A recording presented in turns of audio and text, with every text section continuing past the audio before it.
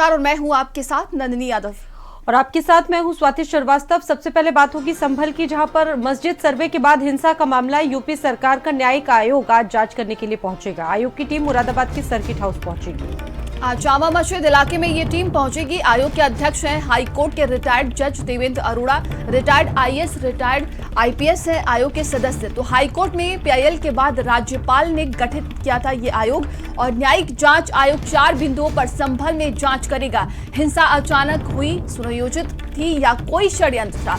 Police प्रशासन ने कानून व्यवस्था के लिए क्या प्रबंध किए? किन कारणों के हालातों में संभल में हिंसा घटित हुई? ऐसी घटनाएं रोकने के लिए भविष्य में क्या इंतजाम हो? तो ये तमाम तरह के देखिए सवाल हैं। संभल हिंसा मामले को लेकर आज टीम वहां पर पहुंचेगी, जांच पड़ताल की जाएगी। तो न्यायिक जांच आयोग 4 बिंदुओं पर संभल में आज जांच पड़ताल करेगी। ये बड़ी खबर हम आपको बता रहे हैं। तो लगातार इसको लेकर हिंदू पक्ष अपने कई दावे कर रहा है और अब देखिए कई सवाल भी है। पुलिस प्रशासन ने कानून व्यवस्था के लिए अब तक क्या प्रबंध किए और किन कारणों में, किन परिस्थितियों में ऐसी जो घटना है वो वहां पर घटित हुई, आज उसको लेकर न्यायिक आयोग पहुंचेगा, जांच करेगा, पड़ताल करेगा। कौन कौन से बिंदु बहुत महत्वपूर्ण रहे, अहम रहे, किसकी वजह से इतनी बड़ी घटना घटित हुई। जामा मस्जिद इलाके की पूरा जो इलाका है वहाँ की एक तरह से कहा जा सकता है कि खाक छानने की कोशिश की जाएगी।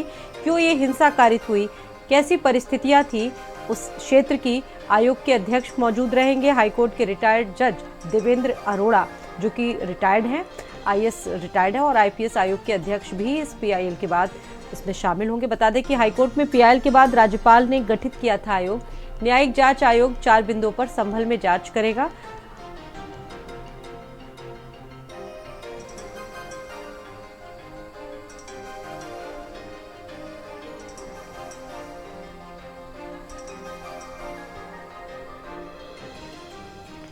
इस पर बातचीत करेंगे और ज्यादा सहयोगी इस वक्त मेरे साथ जुड़ चुके हैं, बातचीत उनसे करेंगे। सीधा रुख करते हैं इस वक्त सुनील राघव का। सुनील, ये बताइए कि क्या अपडेट है, क्योंकि आज जो आयोग है वो पहुंचेगा, इसमें कई बड़े अधिकारी हैं, पूर्व जज हैं, क्या अपडेट है अभी तक इस मामले को लेकर?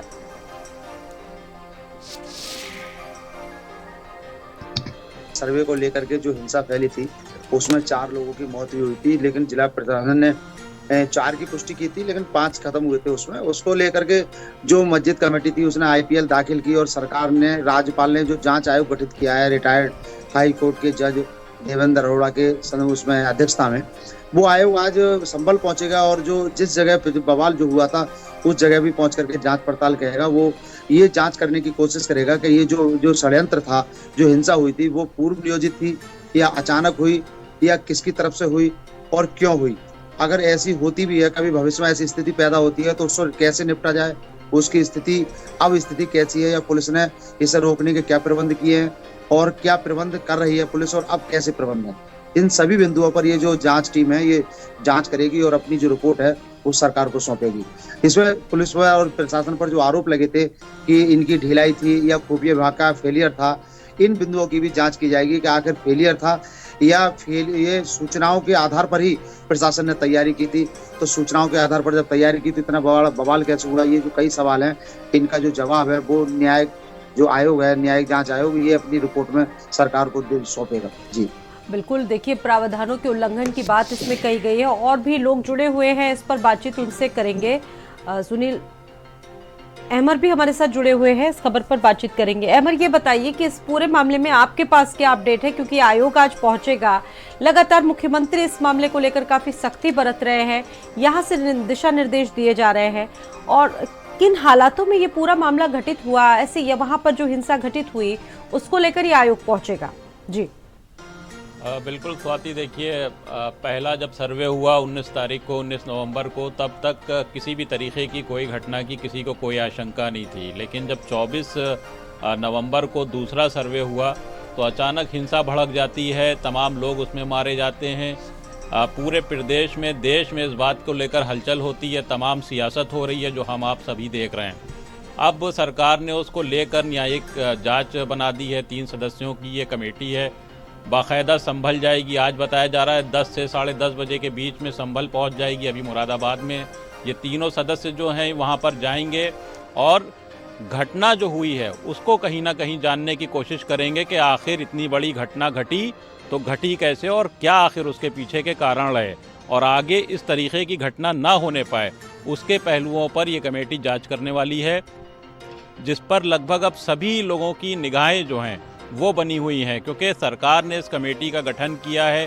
ख़ास तौर से जो संभल को लेकर सियासत हो रही है, तमाम जो विपक्ष सरकार के ऊपर आरोप लगा रहा है कि जो घटना थी ये पहले से क्या सुनियोजित थी, पहले से मतलब एक तरीके से एक प्री प्लान था, तो उसको लेकर कहीं ना कहीं जो तमाम सवाल हैं वो अब कहीं ना कहीं पर्दा उस पर से उठेगा।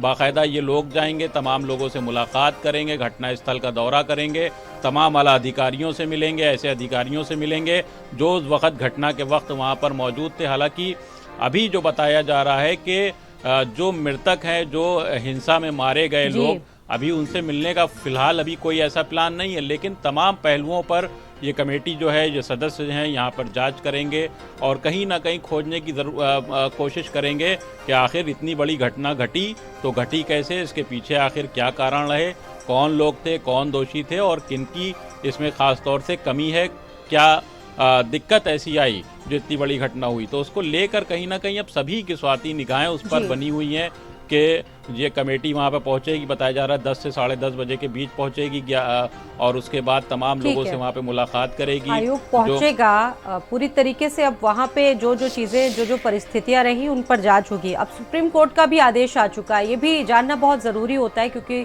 सुप्रीम कोर्ट ने भी अपनी टिप्पणी दी है कई मामलों को लेकर। सुप्रीम कोर्ट जहां ये भी कह चुका है कि रिपोर्ट जो होगी वो पूरी तरह से सील रखी जाएगी, सार्वजनिक नहीं की जाएगी, इसको किसी भी तरीके से रिवील नहीं किया जाएगा। लेकिन बड़ी बात यह है कि सियासत भी, अहमद आप देख रहे होंगे इस मामले पे लगातार हो रही है। अखिलेश यादव की जो पार्टी है वहां पर भी तमाम नेता पहुंचना चाहते हैं। कल भी आपने देखा कि पूरे दिन किस तरह की गतिविधियां रही। जी बिल्कुल, देखिए कल समाजवादी पार्टी का डेलीगेशन जो है वो संभल जाना चाह रहा था। हमने आपने सबने देखा कि बाकायदा माता प्रसाद पांडे के घर के बाहर पुलिस तैनात कर दी गई, समाजवादी पार्टी के दफ्तर के बाहर निगरानी की गई, तमाम नेताओं को पूरे उत्तर प्रदेश भर से समाजवादी पार्टी के तमाम नेताओं को रोका गया कि संभल हिंसा को लेकर कहीं ना कहीं सियासत ना होने पाए और अगर जो घटना हुई है उसको लेकर कहीं ना कहीं आगे ऐसी घटना ना होने पाए किसी भी तरीके की, तो उसको लेकर जो सरकार है वो भी कहीं ना कहीं अलर्ट है, क्योंकि उत्तर प्रदेश कहीं ना कहीं स्वाति सियासत का एक मरकज़ कहलाता है, केंद्र कहलाता है। यहाँ से देश की जो सियासत है वो अपने आप में एक तय होती है। संभल की घटना जो है वो अपने आप में एक बड़ी घटना है, उसमें 4 से 5 लोग मारे जाते हैं। मंदिर और मस्जिद का दावा है, एक पक्ष का दावा है कि वो मंदिर है, दूसरे पक्ष का ये दावा है कि नहीं ये मस्जिद है। तो ऐसे में कहीं ना कहीं ये मामला जो है काफ़ी संजीदा है, तो उसको लेकर कहीं ना कहीं सियासत भी खूब हो रही है और सरकार भी अलर्ट है। तमाम लोगों की इसके ऊपर निगाहें हैं कि ये मामला जो है कहीं ना कहीं आगे ना बढ़ने पाए, जो कानूनी प्रक्रिया है उसके तहत काम हो। फिलहाल अभी जो हम लोग देख रहे हैं कि तमाम जो विपक्ष के नेता हैं वो सरकार के ऊपर बहुत ज्यादा हमलावर हैं। सियासत हो रही क्योंकि धार्मिक मसला है ये। हम सभी जानते हैं कि ऐसे जब धार्मिक मसले जिन पर बातचीत होती है तो विवाद बढ़ता है। बड़ी संजीदगी से ऐसे मसलों पर पेश आना चाहिए सरकारों को भी, प्रशासन को भी। वहां से सुनील राघव लगातार जुड़े हुए। सुनील, ये बताइए कि अभी वहां पर धारा 163 लागू है, ज्यादा लोग एक साथ जमा नहीं हो सकते हैं, क्या स्थितियां हैं वहां पर? 8वां दिन है। मैं स्वाति बता दूं, 163 धारा डीएम ने 1 दिसंबर तक लगाई थी, लेकिन अब वो 10 दिन और बढ़ा दी गई है, जिससे कि जो बाहरी जो संगठन के लोग हैं या राजनीतिक लोग हैं या कोई प्रतिष्ठित लोग हैं वो वहां जाकर के भीड़ इकट्ठा ना करें। इसको लेकर के कल कसमकस की स्थिति भी रही थी और संभल जिले की जो सीमाएं थी वो सील कर दी गई थी। कोई भी वाहन को अंदर प्रवेश दिया जा रहा था तो पुलिस सर्च करके उसके अंदर प्रवेश करा रही थी। ऐसा ही मामला अब जो मस्जिद का जो इलाका है वो पूरी तरह से बाजारें जो खुल तो गई हैं, लेकिन वहां पर भीड़ इकट्ठा नहीं होने दे रहे हैं। दुकानदार अपनी दुकान पर रहेगा और जगह जगह जो बातों का जो माहौल होता है वो भी इकट्ठा नहीं होने दिया जा रहा है। और वहां पर अधिकांश जो दुकानें हैं वो खुल गई। उसके पीछे जो इलाका है वो अधिकांश जो घर हैं, घरों में लोग अभी नहीं है। एक आध दो में नजर आ रही है रोशनी, लेकिन वो घर वाले के या तो कहीं रिश्तेदारी में शिफ्ट हो गए या फिर कहीं चले गए। लेकिन कुल मिलाकर के उस इलाके में जब ये जाएगी टीम तो हो सकता है वहां पर 2 4 10-5 लोगों से पूछताछ भी करेगी। तो ऐसी स्थिति में वहां पर जो पुलिस है वो मुस्तैद है पूरी तरह से, काफी पुलिस फोर्स तैनात की गई है, सभी पॉइंटों पर है और नए सीसीटीवी कैमरे भी लगाए गए थे जो क्षतिग्रस्त हिंसा में हो गए थे, लेकिन सब कुछ निगरानी के अंतर्गत है। वहां पर किसी भी कीमत पर भीड़ इकट्ठा नहीं देना चाहता जिला प्रशासन। जी बिल्कुल, देखिए ये सारी चीज़ें हैं सुरक्षा व्यवस्था को लेकर। कोने कोने में जो सुरक्षा व्यवस्था है, या कहा जा सकता है कि चप्पे चप्पे पर सुरक्षा व्यवस्था पूरी तरह से व्याप्त की गई है, ताकि किसी भी तरह की ऐसी स्थिति ना उत्पन्न होने पाए या उस दिन की तरीके जो कारण है वो बने। दीपचंद जोशी भी लगातार जुड़े हुए हैं इस खबर पर, उनसे भी बातचीत करेंगे। दीपचंद जोशी, ये बताइए कि आपके पास क्या जानकारी है इस पूरे मामले को लेकर, क्योंकि आज आयोग वहां पर पहुंचेगा। हम सभी देख रहे हैं कि लगातार सियासत भी इस मामले में तेज हो रही है।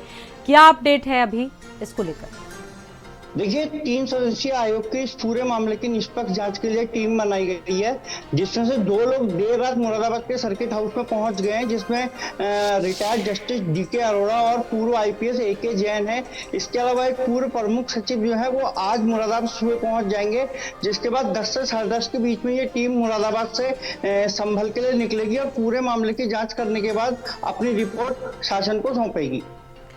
बिल्कुल, यानी कि तमाम जो अधिकारी होंगे उसमें मौजूद रहेंगे। सुरक्षा व्यवस्था भी लगातार बताया जा रहा है कि काफ़ी मजबूत रहेगी आज के पूरे दिन, क्योंकि लगातार जब से इस तरह की हिंसा घटित हुई है उसके बाद हर एक पहलू पर देखा जाए बहुत ज़्यादा मॉनिटरिंग हो रही है। खुद मुख्यमंत्री ध्यान रख रहे हैं, अधिकारियों से लगातार वो कनेक्ट हो रहे हैं। जी देखिए, निश्चित तौर पर पूरे मामले को सुरक्षा व्यवस्था जो है वो चाक चौबंद की गई है। सबसे खास बात यह संभल में सुरक्षा तो की गई है, उसके अलावा संभल के आसपास के जो जिले हैं जैसे रामपुर है, मुरादाबाद है या अमरोहा है, वहां पर सुरक्षा व्यवस्था चाक चौबंद की गई है। पुलिस अब कोई रिस्क नहीं लेना चाहती इस पूरे मामले को लेकर।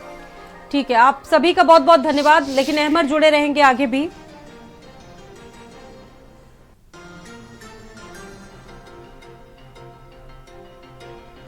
और आगे